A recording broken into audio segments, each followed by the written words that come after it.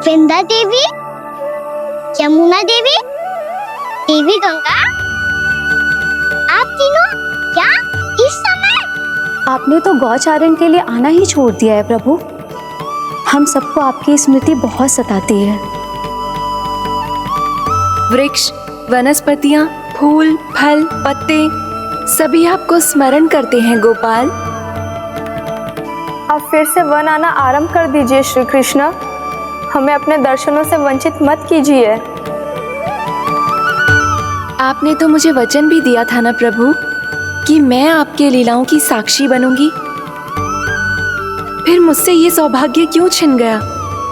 आजकल क्यों नहीं आ रहे हैं आप वन?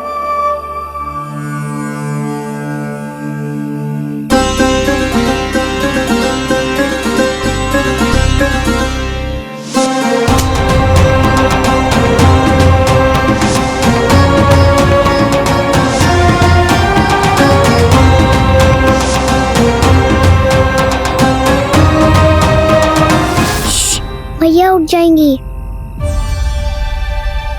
वैसे भी उन्हें आज अच्छी नींद नहीं आ रही है।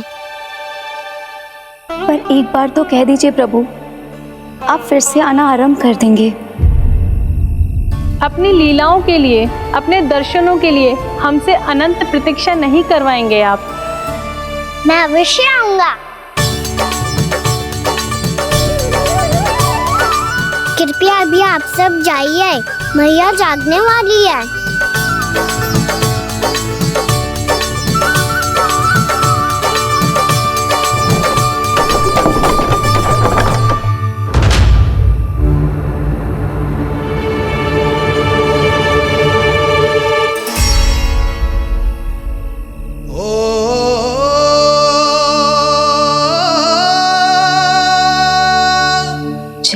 कब तक अपनी मैया का पल्लू थामे रहेगा? ना, मैं इसके विकास में बाधा ना बनूंगी। कल से ही इसे गौचारण के लिए भेजूंगी मैं।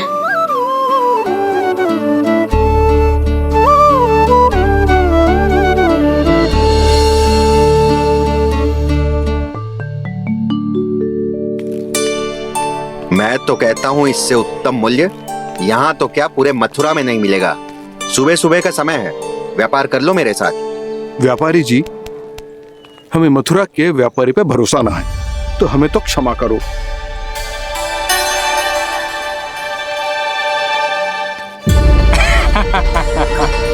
बड़ा आयो हमसे व्यापार करने वाला हैं? मेरे साथ व्यापार ही नहीं किया मूर्खों ने। उन्हें पता ही नहीं मैं मथुरा का जाना माना सेठ हूँ। ऐसे ही थोड़ी ना पूरा जनपद मुझे धनिया सेठ के नाम से जानता है। धनिया सेठ?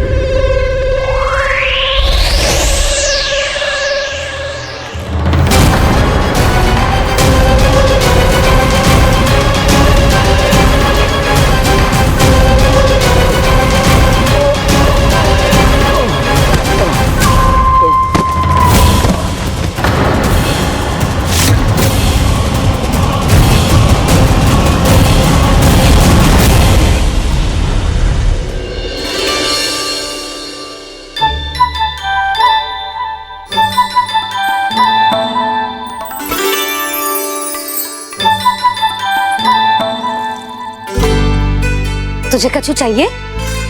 ना। एक बार सोच ले का ना। ओ मैया, सुबह उठते ही तो आपने मुझे दूध दिया था, फिर जलपान में लड्डू, फिर माखन भी तो खिलाया था। और ये फल कछु ना चाहिए अब मुझे।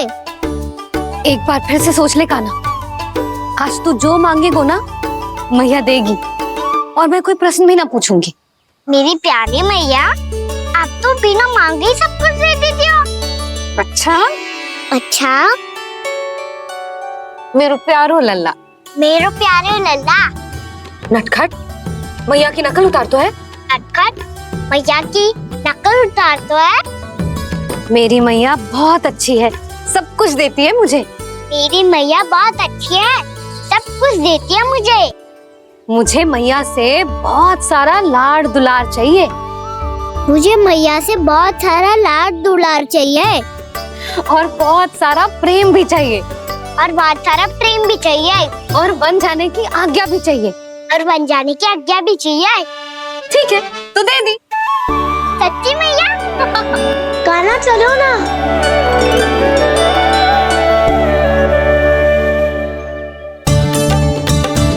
चल,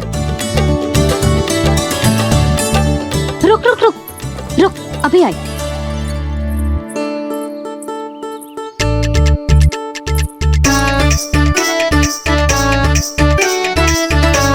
अब जा।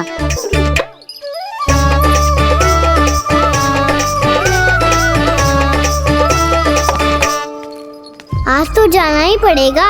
कंस मामा ने अतिथि जो भेजा है वृंदावन में।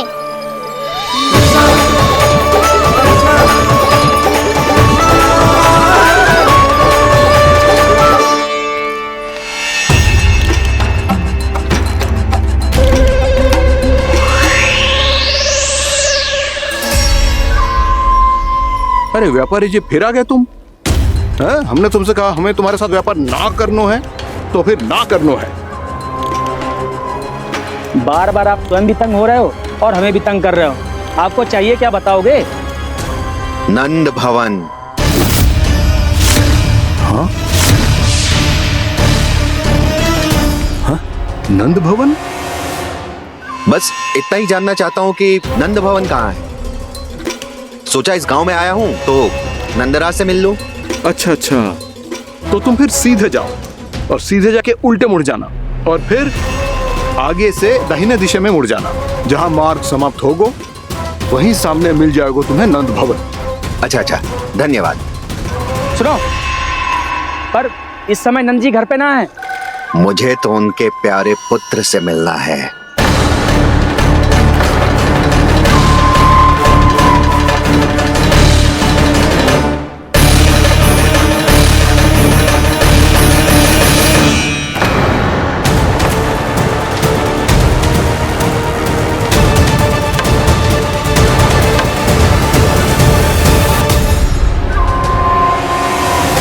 लल्ला से भला क्यों मिलना है? सच्ची सच्ची बताओ, कौन हो तुम?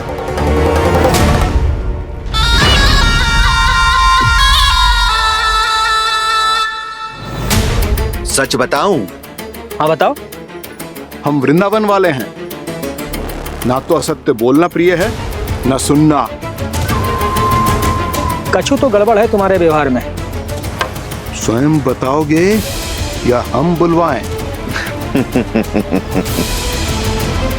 अब सत्य ही सुनना चाहते हो तो सुन लो। मैं हूं मायावी छलिया।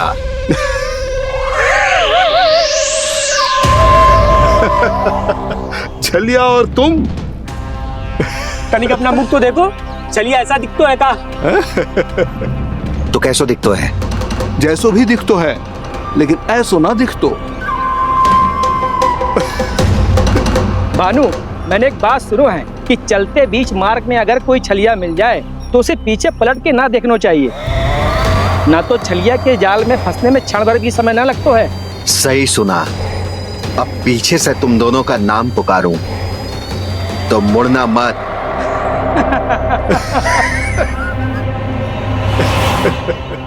चल बंसी चल, नहीं तो ये छलिया जी हंसा हंसा के प्राण निकाल देगो।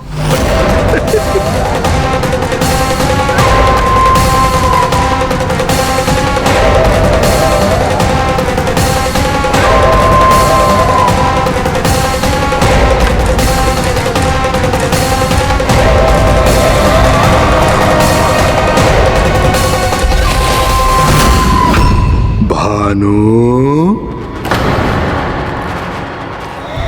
बंसी।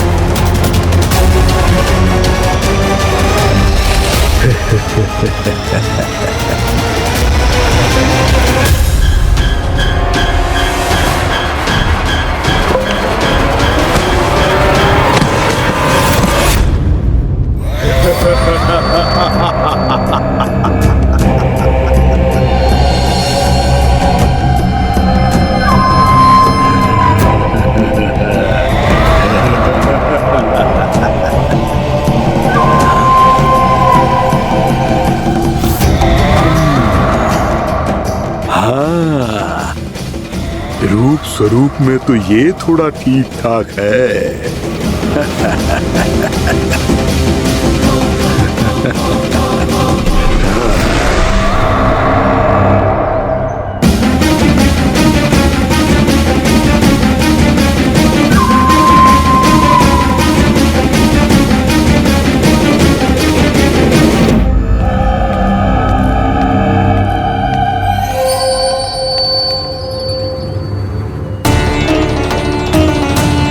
ये तो गाँव की ओर जा रहा है।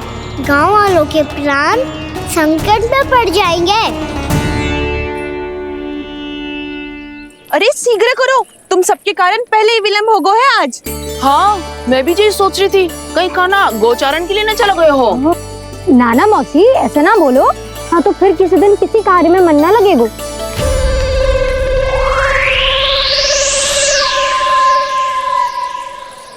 आप सब तो बातों में ही समय निकालो। मैं तो चली कान्हा को निहारूंगी, तभी शांति मिलेगी हृदय को। अरे ठहरो, हम सब भी चल रहे। तो गई। इस गोपी का रूप धारण करके मैं भी निहारता हूँ इसके कान्हा को। कान्हा कहाँ गया?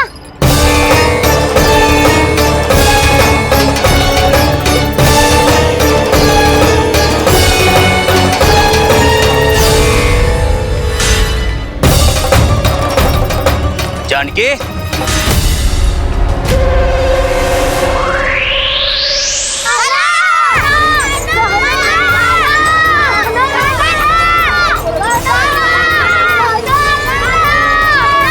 वो देखो कान्हा, पहाड़ी के ऊपर।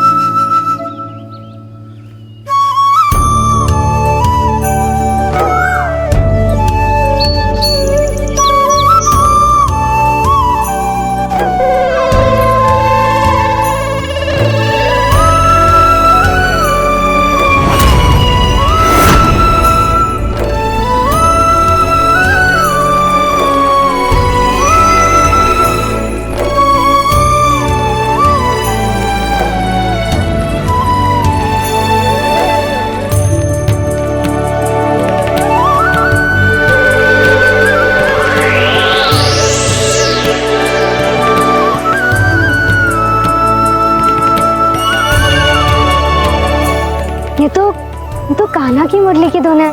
विलम्ब हो गयो है, वो तो वन में पहुंच भी गयो। बस करो मौसी, सुनने दो ना, कितनी मीठी धुन बजा रहे हो कान्हा। ये तो स्वयं ही मुझे बुला रहा है, अपना पता बता रहा है। अब तो इसके आखेट में और भी अधिक आनंद आएगा। अवश्य ही एक पाव पे तन के पूरे आत्मविश्वास के साथ त्रिभंग मुद्रा में मुरली बजा रहे होगो कान्हा।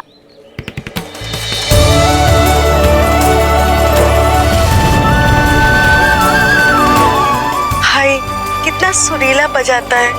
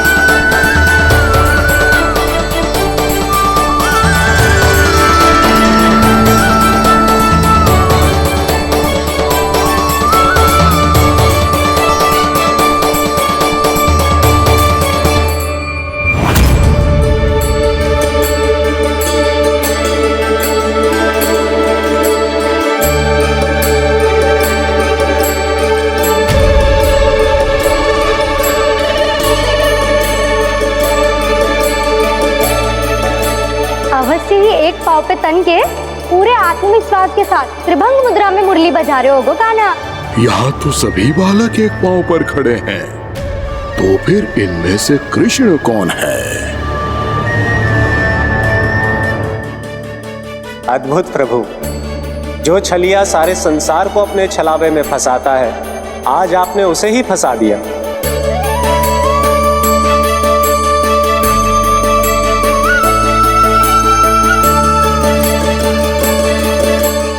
इन सब में से कौन है महाराज कंस का शत्रु, विष्णु का अवतार? कैसे पहचानूं मैं उस कृष्ण को? प्रभु की धुन है ही इतनी मीठी, इतनी कर्णप्रिय कि असुर तो क्या, सारी सृष्टि ही यहां आकर थम जाए।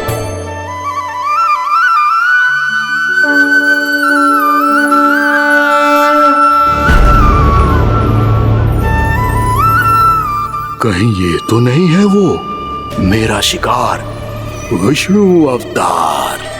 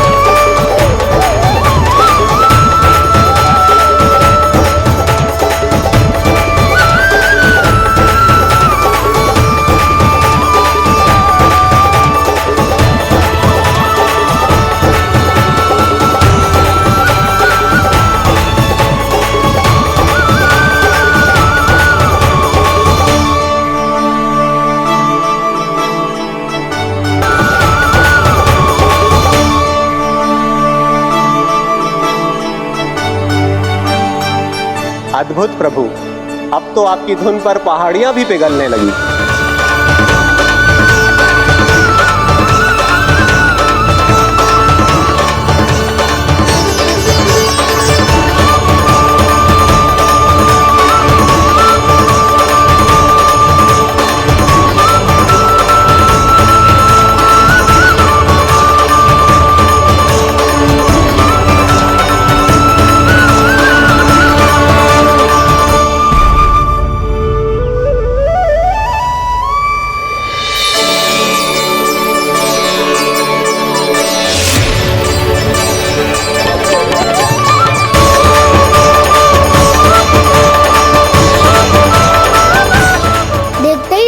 पूरी पहाड़ी बावरियल होकर पिघलने लगी है। प्रभु मुरली बजाने में खो गए हैं और उनके साथ ही खो गए हैं सभी सुनने मनुष्यों, पशु पक्षियों और देवताओं के ही नहीं, जड़ चेतन किसी के लिए को रोक पाना संभव नहीं होगा। कहीं प्रभु की इस मनमोहक मुरली की धुन पर सारा ब्रह्मांड ही ना पिघल जाए।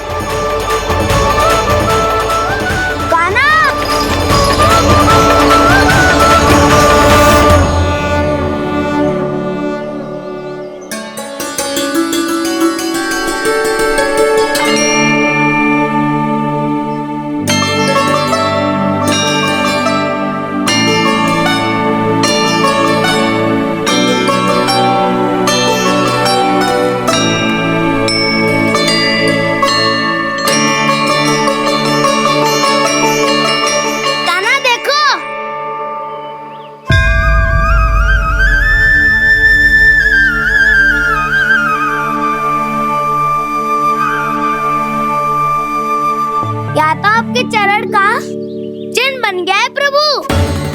अपने भक्तों के हित के लिए मेरी बस एक ही इच्छा है, ऐसी चिन्ह मेरे हर भक्त के हृदय पर हो। आपके पद चिन्ह तो सदैव से ही आपके भक्तों के हृदय पर छपे हुए हैं प्रभु, पर इस पहाड़ी ने भी अब इसे अपने मन में बसा लिया है,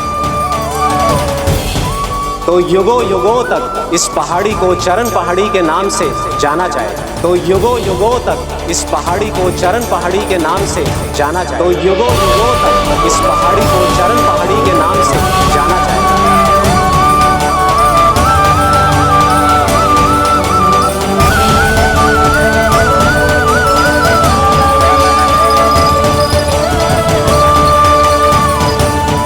कान्हा, तो हमारे पास से वहाँ कैसे चले गए हो?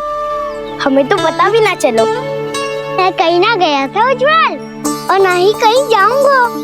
सदैव यही रहूंगा मैं, तुम सबके पास, तुम सबके मन में। हर एक कोई असुर मुझे तुम सबसे दूर ले जाने का कितना भी प्रयास क्यों ना कर ले। श्री कृष्ण हरे हरे, श्री कृष्ण श्री कृष्ण हरे मुरारी, श्री कृष्ण श्री कृष्ण श्री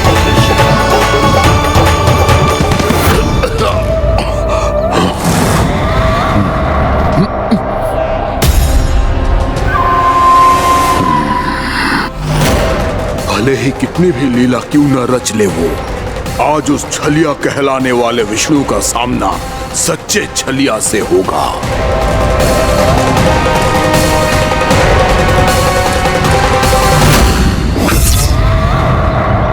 कान्हा, तू कहाँ भटक गया हो? तो नहीं सखा, मैं तो भटके हुए वो मार्ग दिखा रहा था।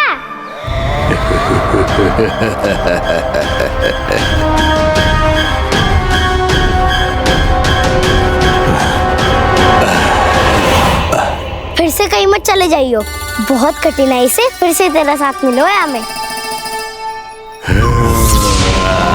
कान्हा, तो इतने दिन बाद आए हो हैं, आज हम केवल गैया ना चराएंगे, कछु आनंद भी लेंगे आज। किसो आनंद? मैंने मारा और गैया चरा के घर दूल्हे से पहले ही सीधे सीधे सब घर चलो। वैसे भी वन में बहुत भय लगता है मुझे, क्योंकि किस बात का भय? इतनी शीघ्र बोल गए। अभी कुछ दिन पहले ही तो उस असुर और देवता में कितने भीषण युद्ध हुआ था। हाँ, हम शीघ्र घर जाएंगे। अरे वसंता, वो युद्ध ना था, सब बड़े बड़े देवता हमारे सखा कान्हा को बचाने आए थे। तू ही सोच, जिसकी रक्षा सारे भगवान मिलके एक साथ करते हैं, वो कान्हा हमारे साथ है, तो फिर हमें कैसा भय? वो कान्हा हमारे साथ है, तो फिर हमें कैसा भय? तुम सब भी कौन सी बात लेकर बैठ गए हो? ये बताओ कि आज हम क्या खेलेंगे?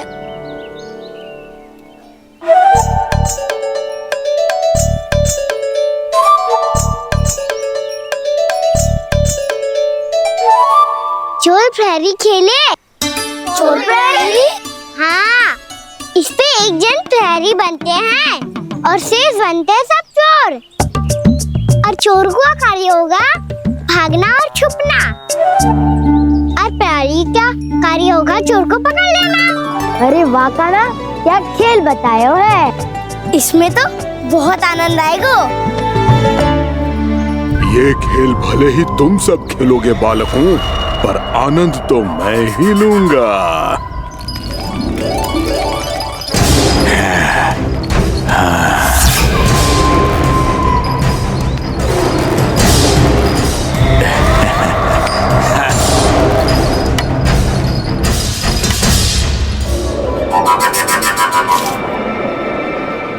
सिक्का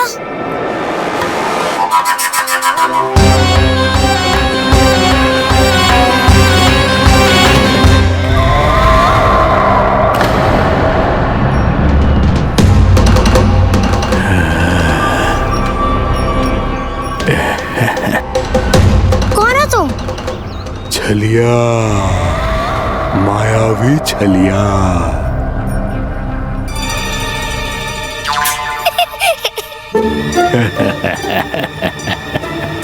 छलिया तो बहुत भयानक होता है, तुम्हारे जैसा थोड़ी दिखता है। हाँ। मुझे मूर्ख समझते हो तुम? 100 छलियाएं देखे हैं मैंने। हाँ। पर मैं उनसे ना घबराता हूँ, उनको मुझसे भय लगता है। हाँ? सच? और नहीं तो क्या, मैं हुई इतना अनोखा, इतना वीर। तुम्हें विश्वास ना हो रहा है तो चलो मेरे सखाओं से पूछ लो।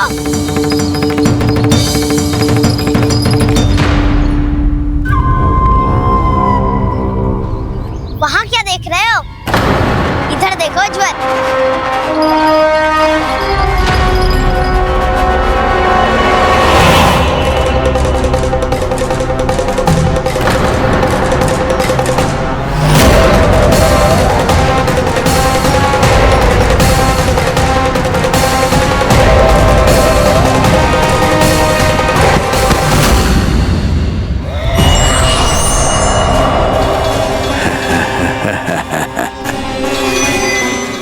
सौ छलिए देखे हैं इसमें।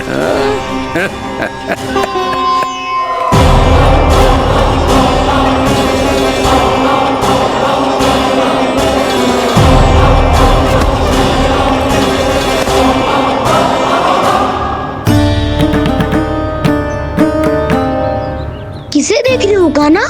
उज्ज्वल को। कहाँ चले गया वो?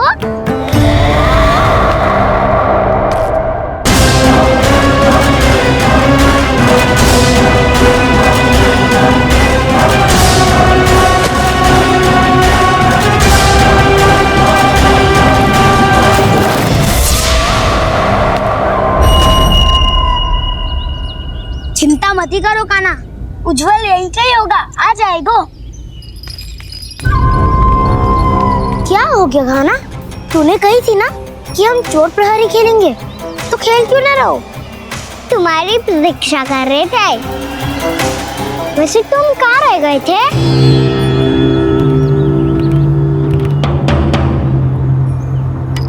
वो ये देखो ना, मुझे क्या मिला, सिक्का।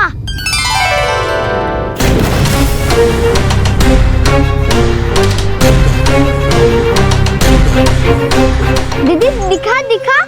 ना ना, ऐसे ना, ये सिक्का मैं उछालूंगा और जिसके हाथ में आया वो बनेगा प्रहरी और अन्य सब चोर।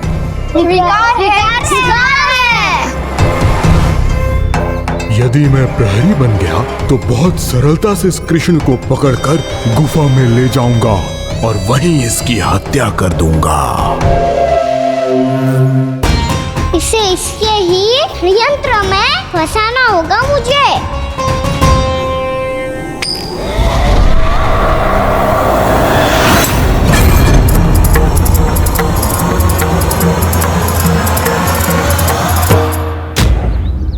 मैं प्रहरी, तुम सब चोर। कोई बात नहीं कृष्ण, अब इस उज्ज्वल की तरह पहले तुम्हारे सारे सखाओं को फंसाऊंगा मैं और फिर ले जाऊंगा तुम्हें।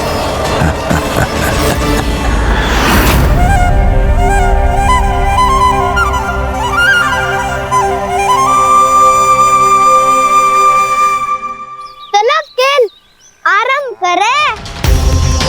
कान्हा तो हमें पकड़ना। आंखें बंद कर कान्हा।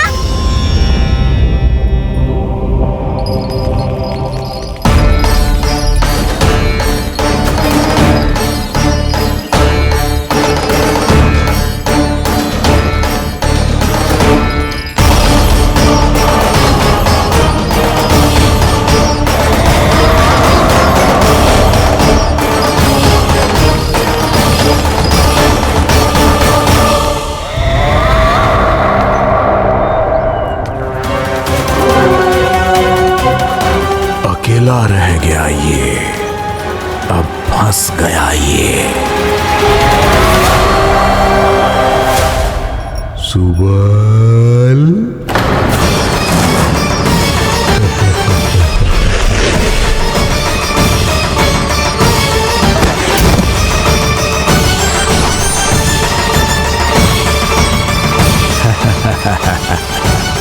इन सब का तो मुझे पता नहीं, परंतु मुझे बड़ा आनंद आ रहा है इस खेल में।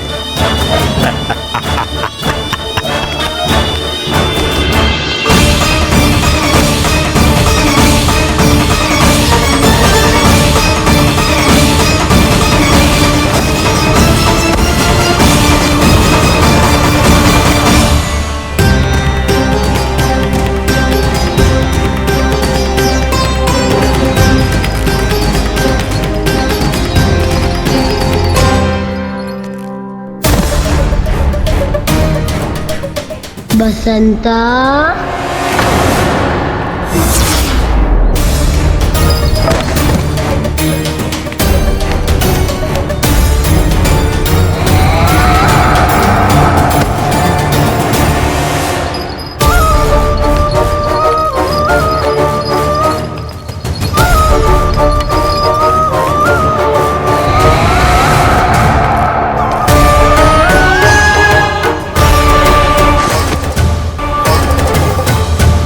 ये तो एक एक करके सभी बालकों को अपना शिकार बनाता जा रहा है। प्रभु ऐसा क्यों करने दे रहे हैं? प्रभु की हर लीला का कोई ना कोई उद्देश्य होता है। यदि वो इस असुर को इन निर्दोष बालकों पर अत्याचार करने से नहीं रोक रहे हैं तो इसका भी कोई ना कोई कारण अवश्य होगा।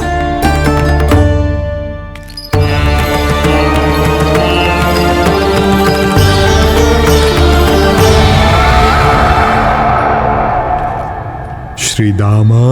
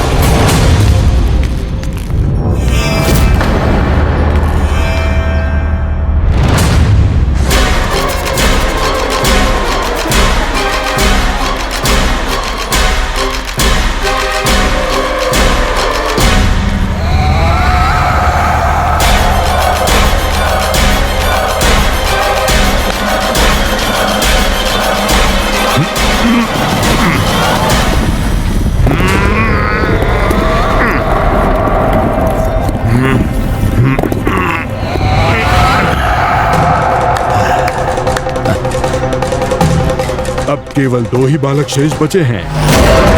दोनों को पकड़कर ये खेल ही समाप्त कर दूंगा।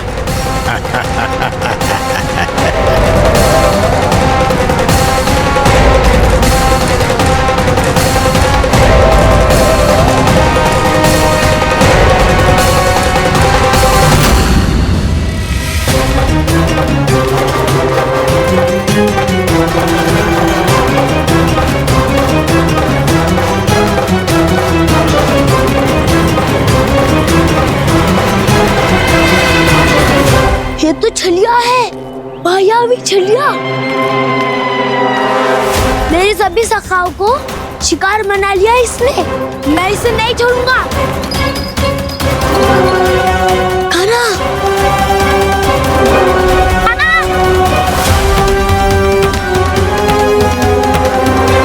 कान्हा,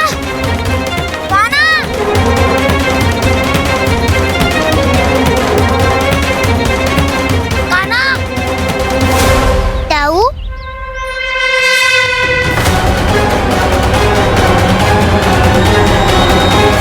छलिया हो तुमने मेरे सखाओं का अपहरण किया है। मैं छलिया ना हूँ मैं तो आपका छोटा भाई हूँ, आपका कान्हा। मैंने सब कुछ अपनी आंखों से देखा है। बस तुम छलिया ही हो। रूप बदल बदल कर मेरे सखाओं का अपहरण कर रहे हो। ये क्या कह रहे हो दाऊ? आप ही मुझे नहीं पहचानोगे तो कौन पहचानेगा? कान्हा, ये नहीं, मैं हूँ वास्तविक बलराम, तुम्हारा दाऊ।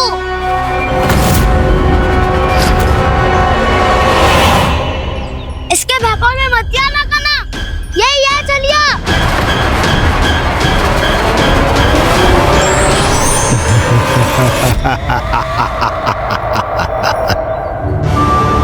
बुद्धिमान बालक, केवल तुमने ही पहली बार में माना है कि मैं ही वास्तविक छलिया हूँ।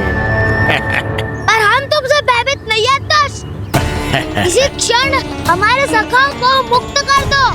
अच्छा, यदि इतना ही क्रोध आ रहा है तो जाओ, छुड़ा लो अपने सखाओं को।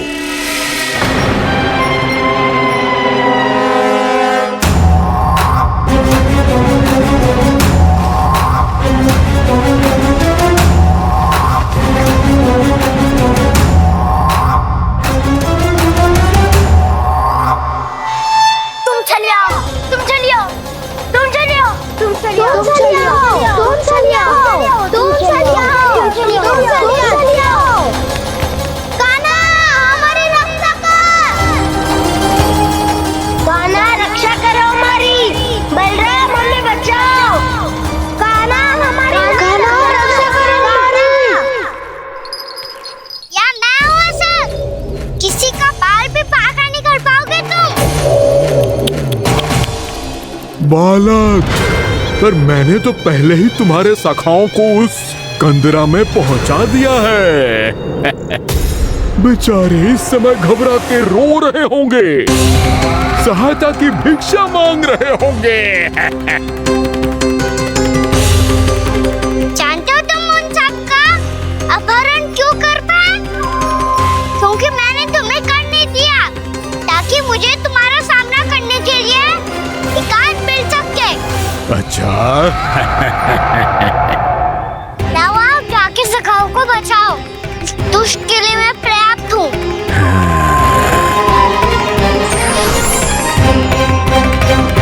कान्हा, पीछे मुड़ के मत देखना कान्हा।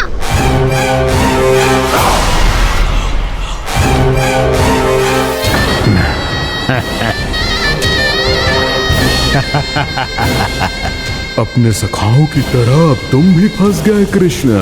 अच्छी कलाकारी कर लेते हो रावणासुर। किससे सिखाया ऐसा स्वांग करना? स्वांग नहीं, माया है ये विद्या मैंने अपने पिताश्री से सीखी है। माया के महान आचार्य मायासुर। तो तुम मायासुर के पुत्र हो, पर जिसके सामने ना माया जाल बुनने का प्रयास कर रहे हो, ये माया के स्वामी है। ये मायाधर विष्णु है। ये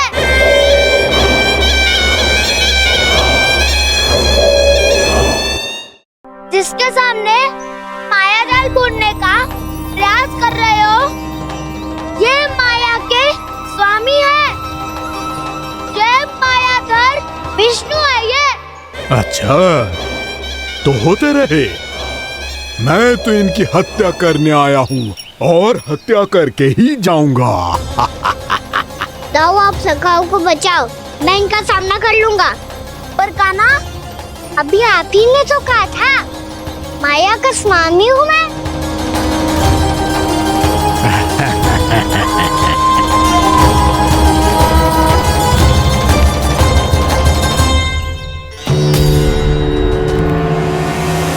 ये तो मथुरा का व्यापारी है। इसको अर्थ वो जो था वो सच में छलिया हो तो कहीं वो नंदमोहन तो ना पहुंच गओ। हमें शीघ्र ही गांव जाना पड़ेगा और सबको सावधान करना पड़ेगा। चल।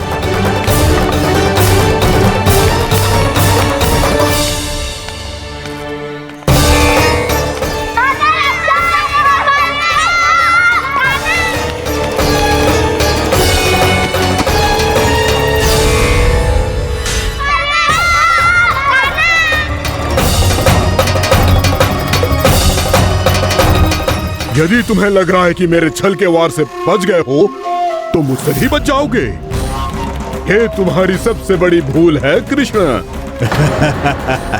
मेरे पास बहुत सारे मायावी अस्त्र हैं, जो क्षण भर में ही तुम्हें विष्णु लोक पहुंचा देंगे। तो फिर प्रतीक्षा क्यों कर रहे हो?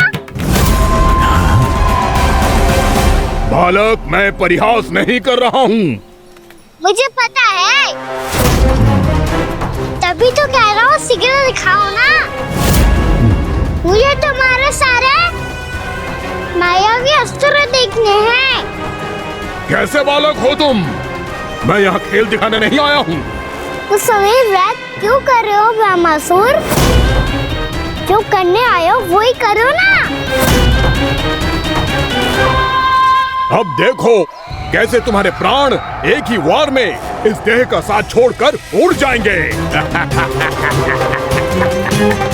मेरी मायावी अग्नि तुम्हारे भोले भाले से इस मुख को जलाकर भस्म कर देगी।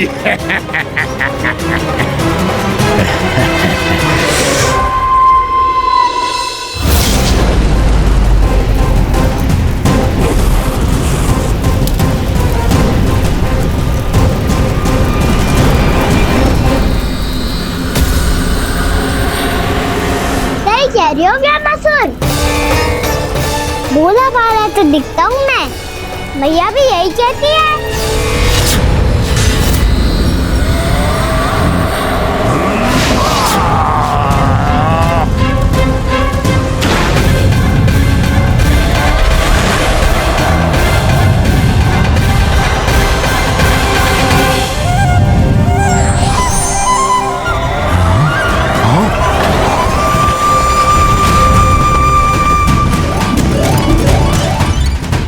आसन को उपहार देने के लिए बहुत बहुत धन्यवाद ब्रह्मासुर।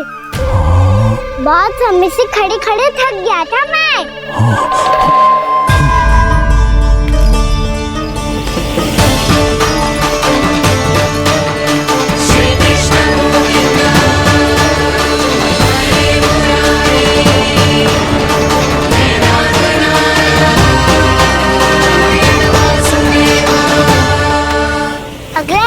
दिखाओ ना। तुम्हारी यही जिज्ञासा आज तुम्हारा अंत करने में सहायक बनेगी मूर्ख बालक।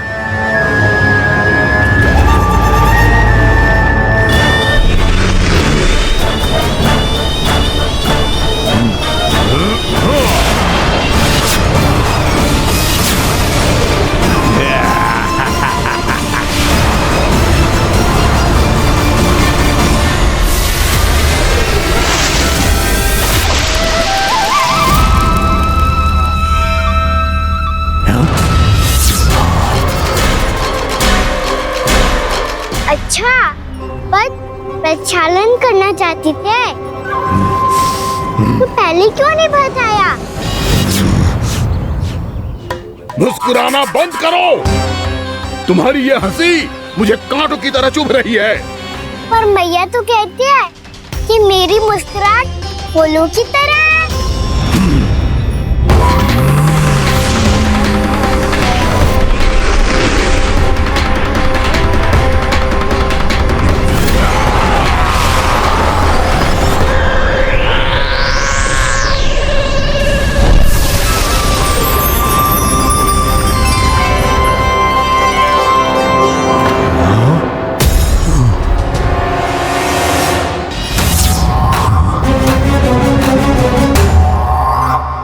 था ना मेरी मुस्कुराहट बिल्कुल इन्हीं फूलों की तरह है।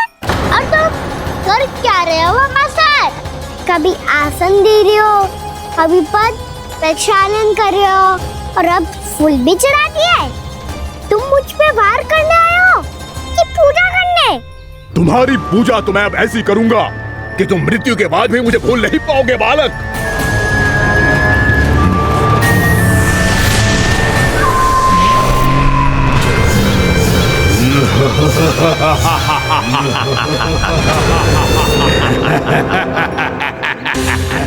कान्हा, ये चट्टान तो मुझसे हिल ही ना रही।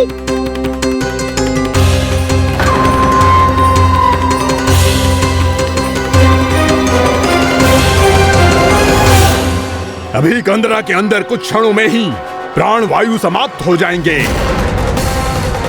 तुम्हारे सारे सखा एक एक कर अपने प्राण त्याग देंगे और तुम्हारा वध करूंगा मैं।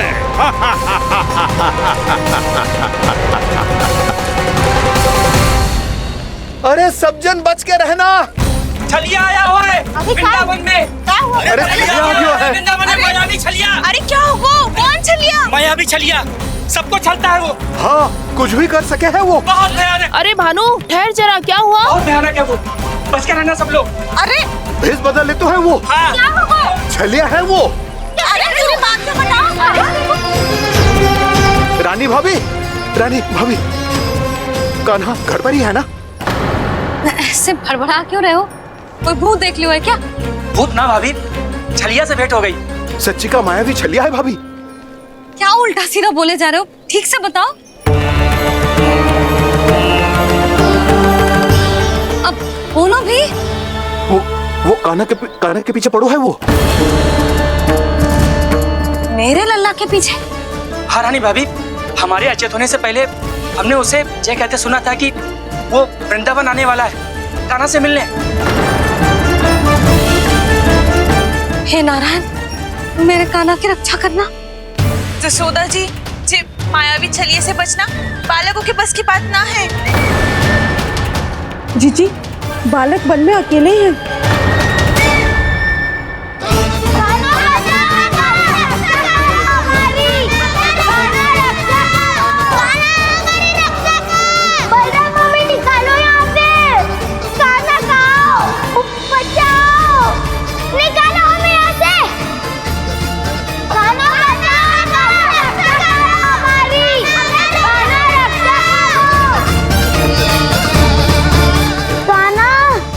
चट्टान तो मुझसे हिली ना रही।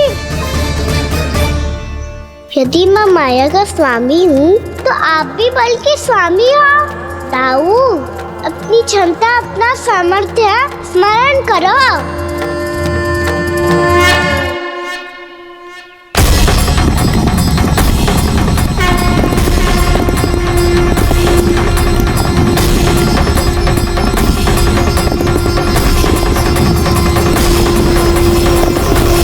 इससे पहले कि वो कंदरा का द्वार खोल के तुम्हारे सखाओं को बाहर निकाले, मैं तुम्हारे प्राण ले लूंगा कृष्ण।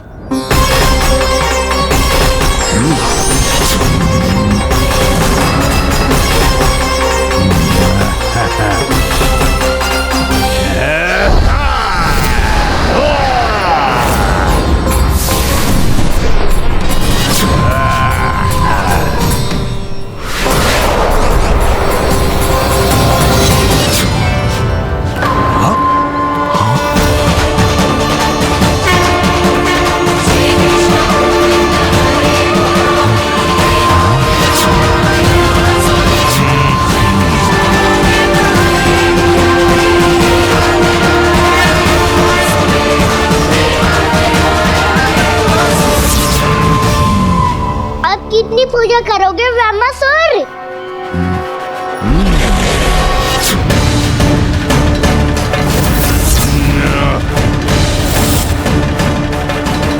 प्रभु तो खेल खिला रहे हैं इससे, और ये खेले जा रहा है विवश होकर, उनकी माया से बाध्य होकर।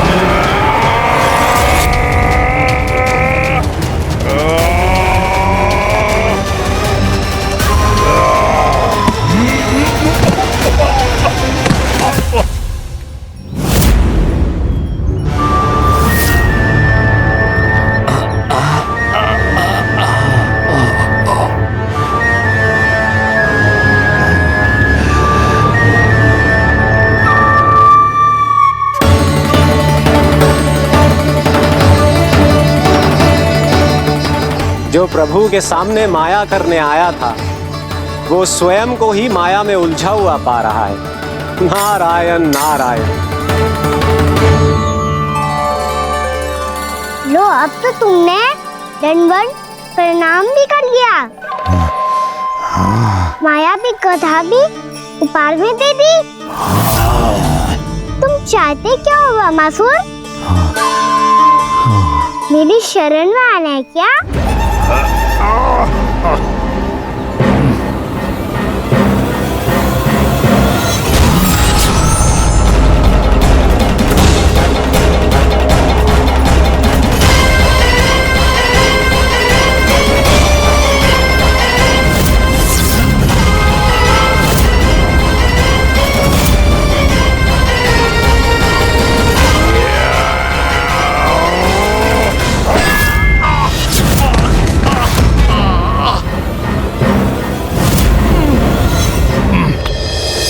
सोच विचार का समय ना है हमारे पास। अपने बालों की रक्षा के लिए इसी क्षण हमें निकलना होगा। और वो छलिया किसी का भी रूप धारण कर सकता है। सुलक्षणा तेरा, शांति तेरा या मेरा, किसी का भी रूप धारण करके हमें भ्रमित कर सकते हो। इसीलिए हमें सतर्क रहना होगा। समझ आई? चलो।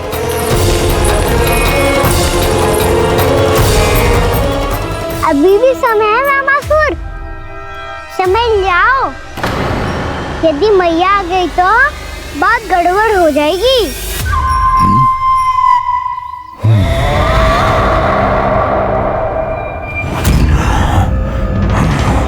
मुझसे झूठ का कोई लाभ नहीं होगा।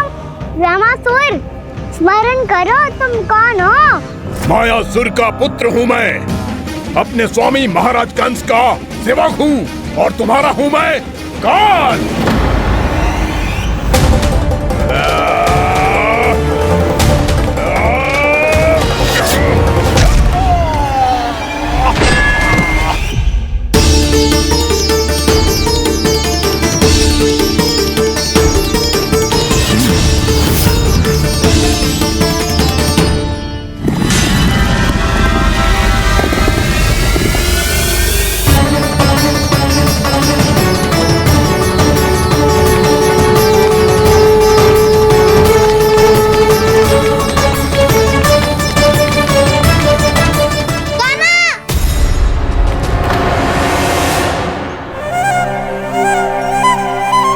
बाबा कहते हैं दुष्टों को पहले बातों से समझाना चाहिए, फिर भी ना माने तो अस्त्र ना उठाना कायरता होती है।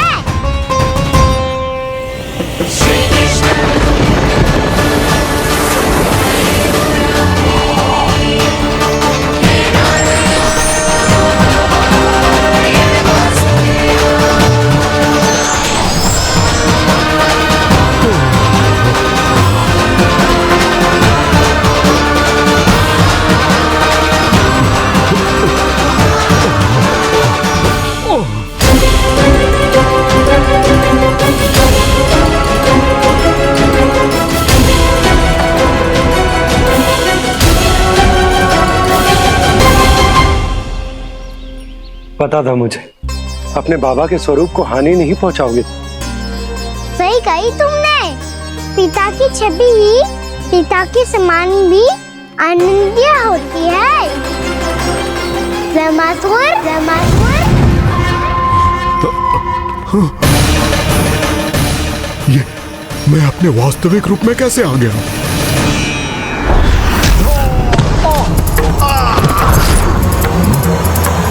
मेरे बाबा का स्वरूप नहीं लेना चाहिए था तुम्हें।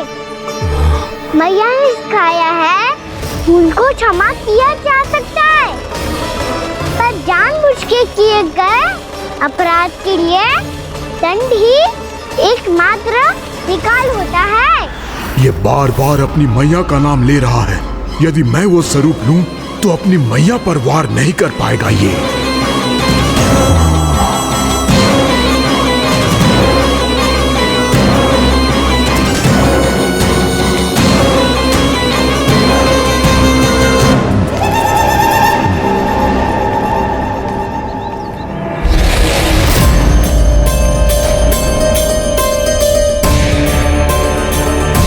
लल्ला, मैं तेरी मैया हूँ, अपनी मैया को मारेगा? बच गया।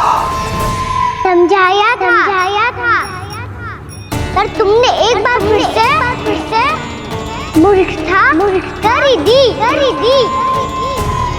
इस पर तुमने पहले से भी बड़ी और पहले से भी भयंकर भूल किया रामासुर।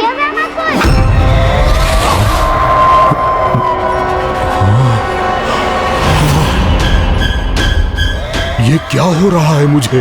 बार बार मेरा रूप क्यों बदल रहा है?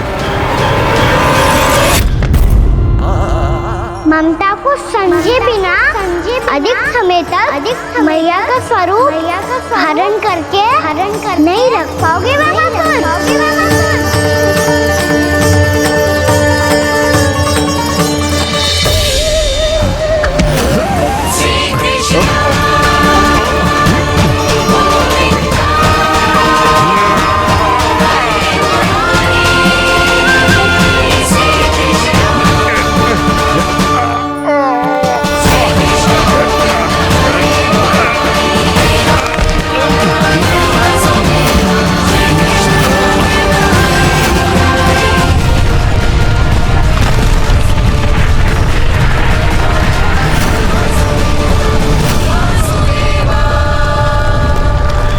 के क्रोध से धरती भी कांपने लगी है।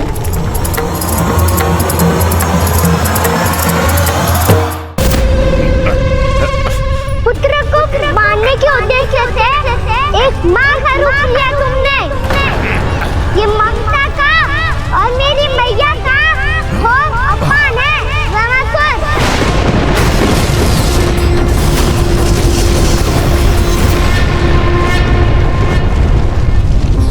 इससे पहले इस असुर के कारण निर्दोष प्राणियों का कोई अहित हो, मुझे कुछ करना होगा। यदि मैं माया का स्वामी हूँ तो आप भी बल के स्वामी हो। दाऊ, अपनी क्षमता अपना सामर्थ्य स्मरण करो।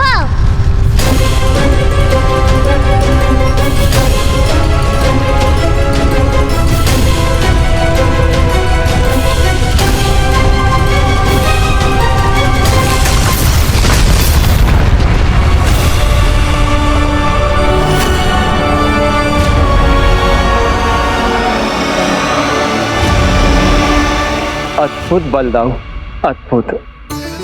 अपने बल का उचित प्रयोग करके आपने प्राणियों को हानि होने से बचा लिया और यह भी सिद्ध कर दिया कि इस युग में आपसे अधिक बलवान और कोई नहीं होगा। आज से आप बलदेव के नाम से भी जाने जाएंगे। आज से आप बलदेव के नाम से भी जाने जाएंगे। आपके चरणों का ये चिन्ह युगों युगों तक आपके बल की कथा कहता रहेगा। बलराम का चरण चिन्ह।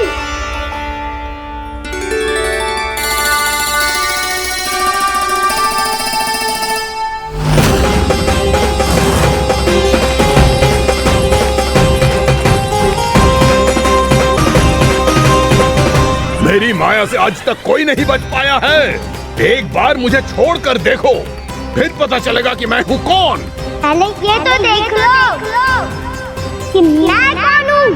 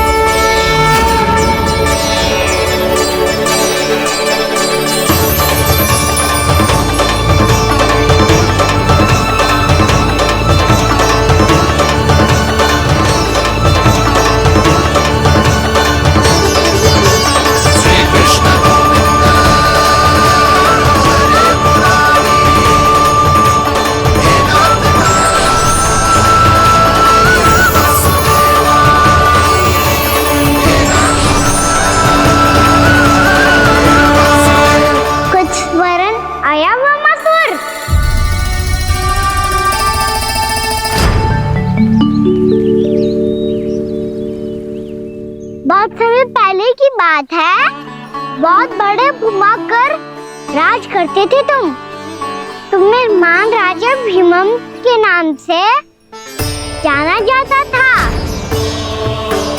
सब कुछ था तुम्हारे पास, पर शांति नहीं थी। इसीलिए शांति की खोज में अपना संपूर्ण राज अपने पुत्रों को सौंप कर हिमालय पर्वत की ओर चल दिए।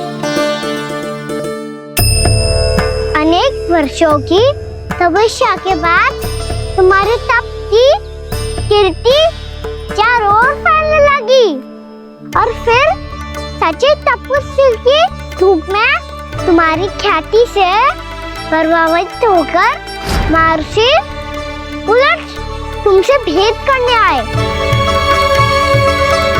राजा भीमरथ, आपने ईश्वर की प्राप्ति के लिए सब कुछ छोड़ दिया, पर अपना अभिमान नहीं छोड़ पाए। इसीलिए मेरे आगमन पर सम्मान के साथ खड़ा होना तो दूर, मेरा अभिवादन भी नहीं किया।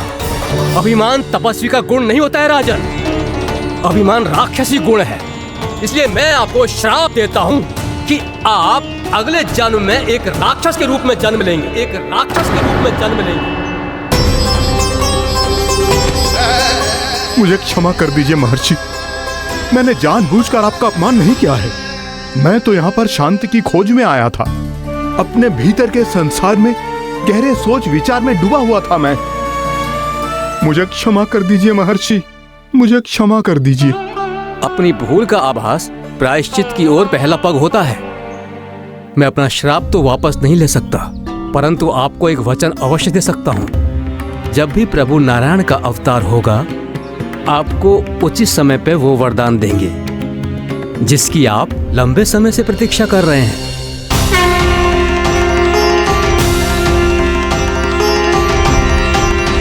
प्रभु, आपने मेरी आंखें खोल दी। अब मुझे पता चल गया है कि आप कौन हैं और मैं कौन हूँ। इसलिए आप मुझ पर कृपा करके अपने चरणों में स्थान दे दीजिए। मुझे वो शांति प्रदान कीजिए जिसकी खोज में मैं वर्षों से भटक रहा हूँ। शांति तो मोक्ष में ही है, इसीलिए मैं तुम्हें मोक्ष का वरदान देता हूँ।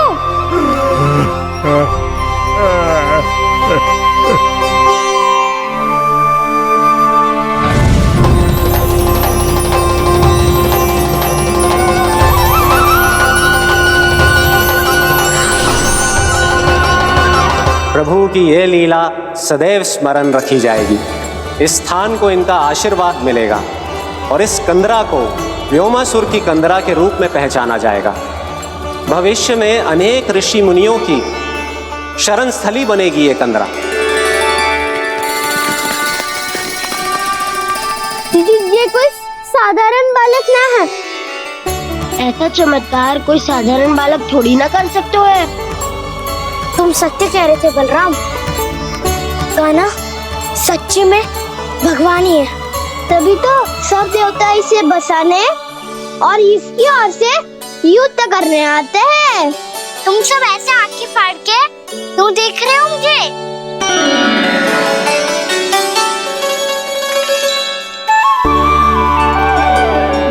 बलराम, तुम बलवान हो और कान्हा भगवान है।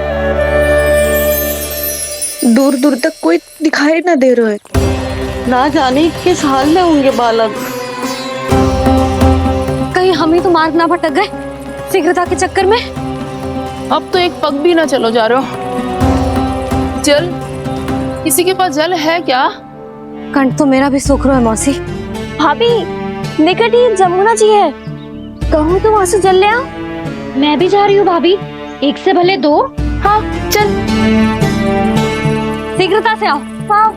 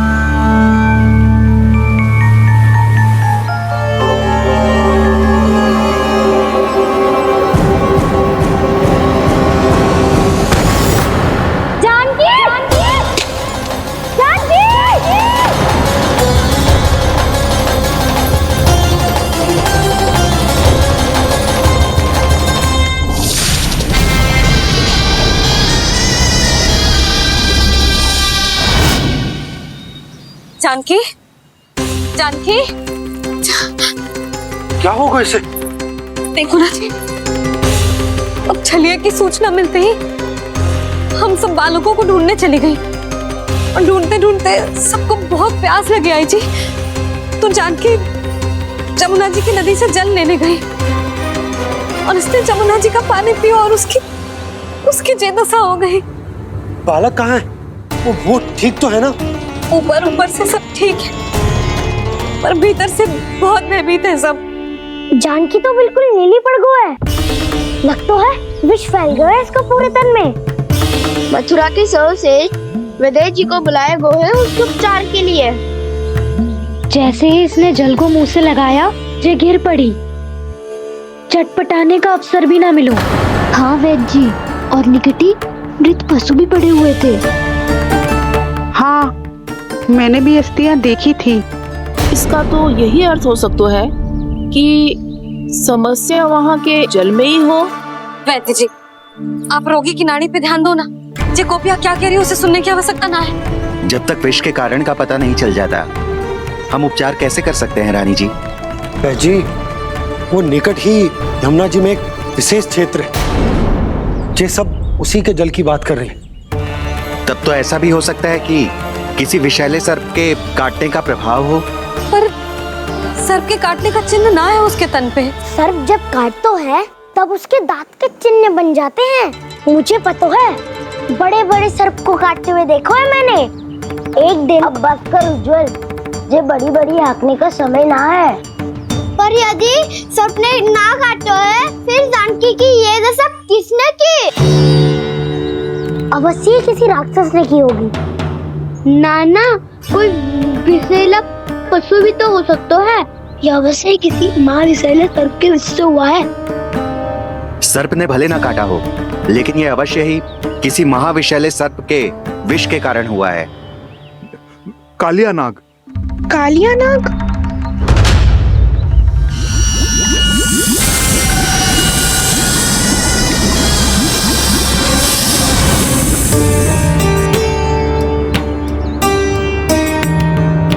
संकेतों से तो ऐसा लगता है कि जानकी ने कालिया नाग के क्षेत्र के विशाल जल पी लियो है। कालिया नाग एक लोक श्रुति है, कल्पना में गढ़ी हुई एक कथा, और कछु न है। हमें जाके पता लगाना पड़ेगा। पर हमें वहां जाने से मना किया है ना बड़ों ने।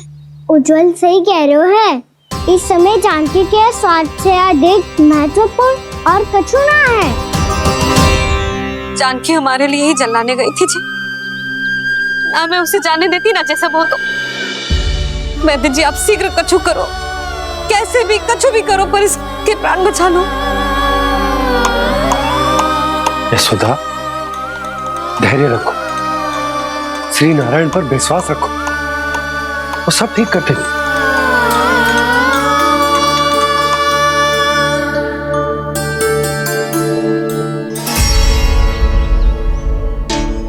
विष की काट की मेरे पास जितनी जड़ी बूटी थी, मैंने सब अर्क बना के पिला दी, पर इसकी दशा में अभी तक कोई सुधार नहीं दिख रहा है।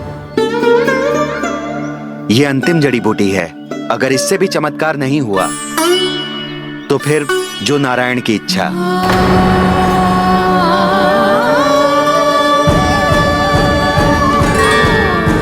पर कोई तो उपाय होगा जानकी को बचाने का। कान्हा, यदि तुझे किसी औषधि के बारे में पता है, हमें बता दे, हम जाके ले आएंगे।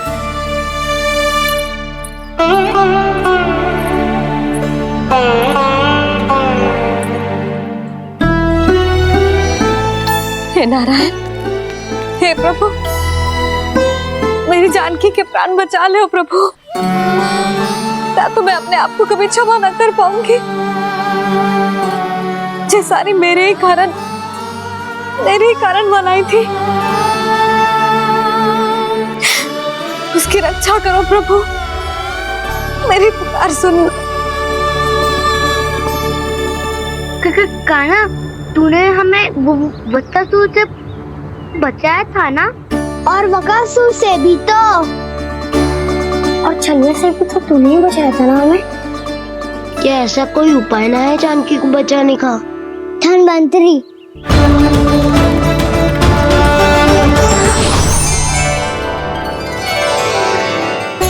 मैं आ गया हूं प्रभु, चिंता मत कीजिए, आपके आदेश का पालन अवश्य होगा।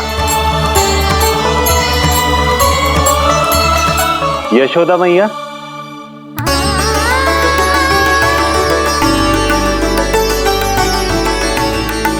मैया आपको कोई पुकार रहा है।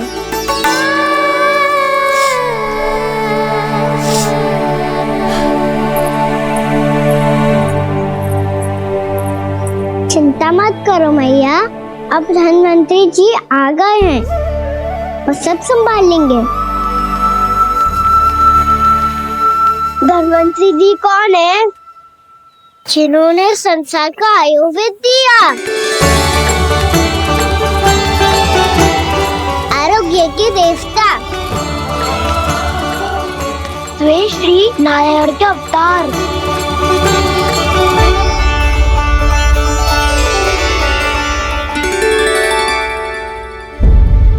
मुझे पता चला है कि आपको वेद की आवश्यकता है। हाँ हाँ, भीतर आइए। आइए आइए बैठे जी। जी रहे। मथुरा का सर्वश्रेष्ठ वैद्य अर्थात मैं यहाँ आ चुका हूँ और रोगी को जितनी औषधि की आवश्यकता थी सब दे चुका हूँ। निश्चित रूप से आपने विष की काट के लिए बहुत ही उत्तम अर्क तैयार किया है, इसीलिए किसी और वैद्य की आवश्यकता नहीं है। किंतु आप अकेले कितना कुछ करेंगे वैद्यराज? मुझे अपना सहायक ही बना लीजिए। पर जो करना था मैं पहले ही कर चुका हूँ। हाँ, वो तो आप कर चुके हैं, बस रोगी के तन से विष निकालना शेष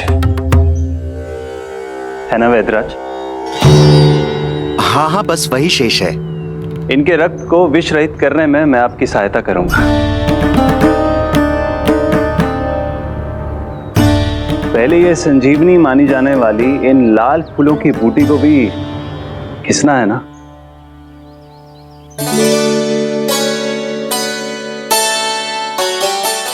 हाँ हाँ, तुम सही कह रहे हो, इसे अच्छे से घिसो।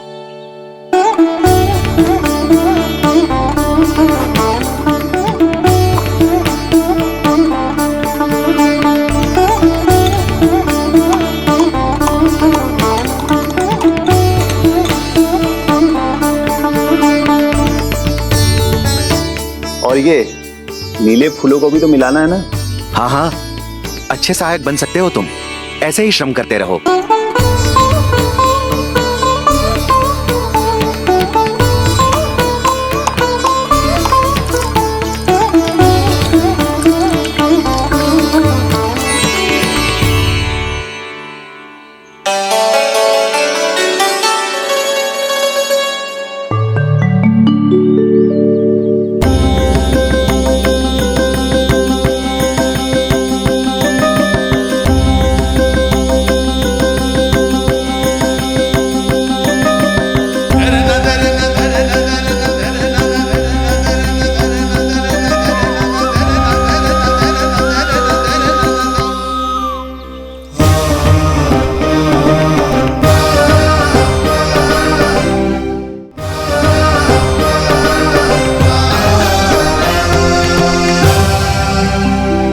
जानकी स्वस्थ हो जाएगी ना धन्वंतरी जी? धन्वंतरी? प्रभु, अब मैं क्या करूं? आपने तो स्वयं ही मेरी पहचान उजागर कर दी। जी क्या करो कान्हा? आप सब ऐसे क्यों देख रहे हो? भैया कहती है ना, सभी वैद्य धन्वंतरी जी का ही रूप होते हैं।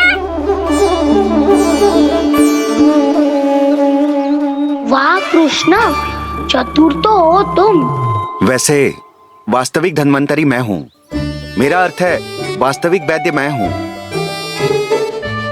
ये तो मेरा सहायक है, मुझे पूरा विश्वास है बिल्कुल ठीक हो जाएगी। वैसे ही थोड़े ना मुझे मथुरा का सर्वश्रेष्ठ वैद्य कहते हैं लोग।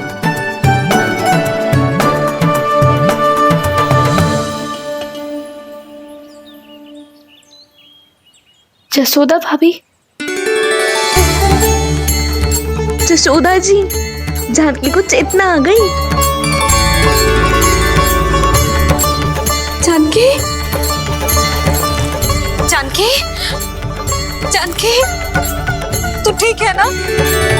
क्षमा करना भाभी, मैं आपके लिए जल ना ला पाई। बस बहुत भूख लगी है। मैं अभी कछु लाती हूँ। जानकी माखन खाओगी?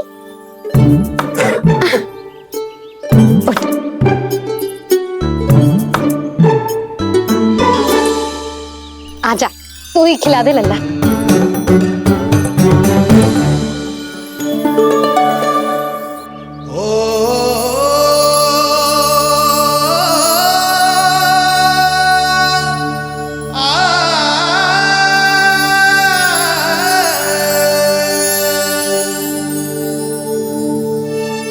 तुम सब मेरे लल्ला को माखन चोर कहती हो ना, आज देखो अपना ही माखन जानकी को खिला रहे है।